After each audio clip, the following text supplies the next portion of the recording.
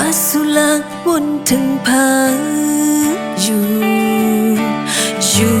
ติดเย็นเฮ็ดนังอำหูหันวนว่าวันหนึ่งตีป้องเจอย้อนหากเลอยู่เหมือนอำหูสังวางควางหลอกอำลาดข้อความสังจงป้องเจอนางก็โมเจ็บลองอันใจเป็ดเล่นต่อน้องอยู่ยับใจเจ็บตันหือมาก่อ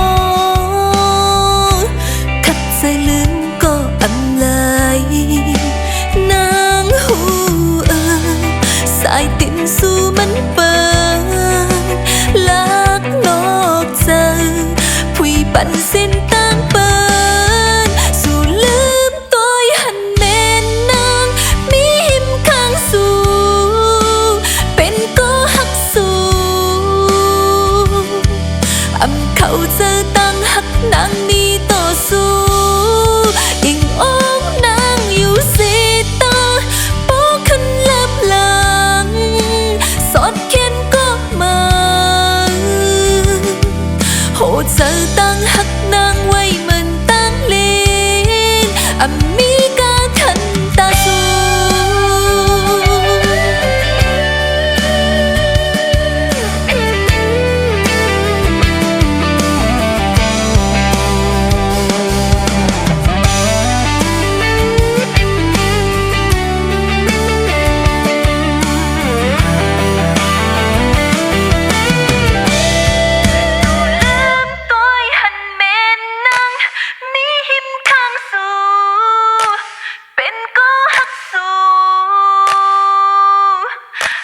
เขาเจอตั้งหักนางมีต่อสู้